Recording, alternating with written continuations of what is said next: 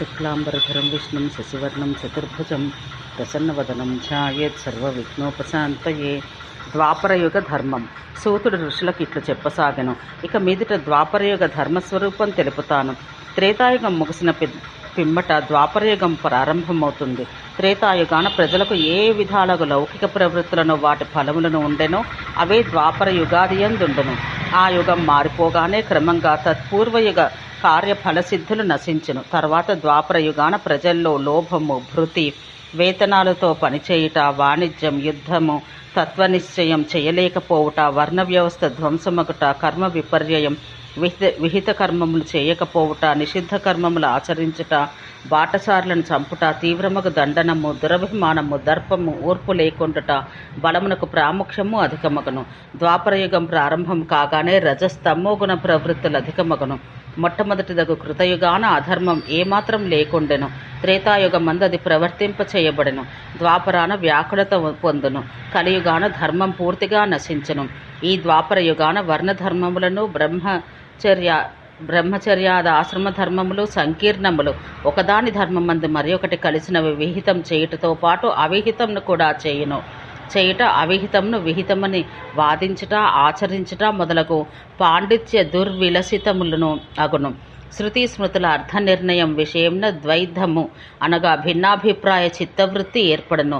శృతి స్మృతులను తామై రెండు అభిప్రాయాలు ఇచ్చుచుండును. దాని మూలాన ధర్మతత్వం ఇది అని తెలియకపోవును. దానివల్ల ప్రజల్లో అభిప్రాయ భేదాలు పెరుగును. దృష్టి భేదంచే ఐకమత్యం లోపించును. దానిచే లోకము అకులతనందును. త్రేతాయుగాన 4 పాదాలతో ఒకటిగానే ఉన్న వేదం మరల సమకూర్చబడట చేతను, ఆయువు తక్కువ ఒకటి చేతను ద్వాపరయుగాన అది ఋషిపుత్రులచే 4గా విభజించబడను. అయినను అప్పుడు కూడా దృష్టి విభ్రాంతి చేత వేదాలు ఏవి అనే విషయమునకు అర్థముల విషయంలో భేదం ఏర్పడను. ఆనాటి మహర్షులు వేదాలను బ్రాహ్మణ విన్యాసము, స్వరక్రమ విపర్యయములతోనూ ఋగ్యజుస్సామ సంహితలుగా వ్యస్తములుగా చేయబడను. వాటిలో ఆయా శాఖల యందు కొంత సమానత ఉన్నను, వాటిలో కొంత వైకృతం కలిగి అచటచట దృష్టిభేదం కలుగును.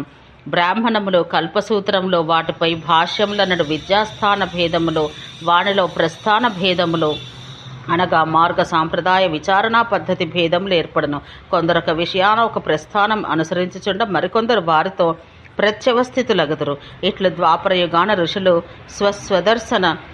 స్వస్వదర్శనములను అనుసరించి వేద సంప్రదాయముల విషయాన భిన్నార్థ ప్రకాశనం చేయుదురు. అధ్వర్యవ శాఖయు అతఃపూర్వం ఒకే రూపాన ఉండినది. ద్వాపరాన ద్విధాభావమున 2 ఒకట పొంది కొన్ని అర్థములు సమానాకారంతో ఉండియు కొన్నిటికి విపరీత శాస్త్ర సాంప్రదాయ విరుద్ధములకు అర్థములు ప్రతిపాదించబడటచే శాస్త్రముల ఆకులములగును.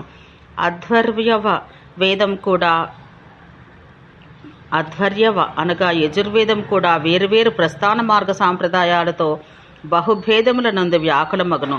వాటి అర్థములకు ఆయా ఋషులు మునులు భిన్న దర్శనులై సాంకర్యం కలిగింతురు, ఉచితానుచితార్థ సమ్మిశ్రణం కలిగింతురు. ద్వాపరయుగాన నడిచి వ్యాకులతనందున ఆ వేదార్థాలు కలియుగాన నాశం నందును. దీనిచే ద్వాపరం అజ్ఞానము, మరణము, వ్యాధ్యుపద్రువములు కలుగును. వాంగ్మన కాయకర్మలకు దుఃఖములు అనుభవించట కలుగును. దానిచే నిర్వేదం, ప్రాపంచిక జీవనంపై విసుగు కలుగును. తత్ఫలంగా ప్రజల్లో ఈ దుఃఖముల నుండి ముక్తి ఎట్లు అను విచారణ కలుగును. విచారణచే వైరాగ్యం, దానిచే సంసార దోష దర్శనం, దానిచే జ్ఞానోత్పత్తి కలుగును.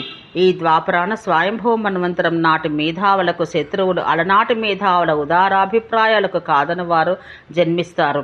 ఈ ద్వాపరాన ఆయుర్వేదం, జ్యోతిషం, ఇతర వేదాంగాలు వీని విషయంలో శాస్త్ర విరోధులు జన్మిస్తారు. ఈ శాస్త్రములలో వికల్పాలు, సాంప్రదాయ తదభిప్రాయ భేదాలు ఏర్పడను. అర్థశాస్త్రాన హేతు, న్యాయ, వైశేషిక శాస్త్రమందు, కల్పసూత్రములందు, భాష్యరూపముకు విద్యాస్థానములందు, స్మృతి శాస్త్రములందు, ప్రస్థానములందు వికల్పములు ఏర్పడి దానిచే ప్రజలందును మతిభేదములు ఏర్పడను. మనోవాక్కాయిక కర్మములతో ఎంతో శ్రమపడ్డ మీదట కానీ లోకయాత్ర జరగకపోవును. ఇట్లు ద్వాపరయుగము సర్వభూతములకు కాయక్లేశం కలిగించినది అని పెద్దలు తలుస్తున్నారు. లాభము, భృతి, వాణిజ్యం, యుద్ధం, శాస్త్రతత్వ నిశ్చయం లేకపోవుట, వేదశాస్త్రములను నిర్మించుట, ధర్మసంకరం, వర్ణాశ్రమ ధర్మ పరిధ్వంసం, కామం, ద్వేషం, 2000 సంవత్సరాల పరమాయువు ఇవి ద్వాపరయుగ లక్షణాలు. ద్వాపర సంధ్యాకాలాన యుగకాల ధర్మంలో చతుర్థాంశంను, సంధ్యాంశ కాలంన దానిలో చతుర్థాంశంను ధర్మం ప్రవర్తిల్లును. ఇట్లు ద్వాపరం గడిచిన తర్వాత వచ్చు కలియుగ స్వరూపం తెలిపెదను వినుము. ఓం శాంతి శాంతి శాంతి.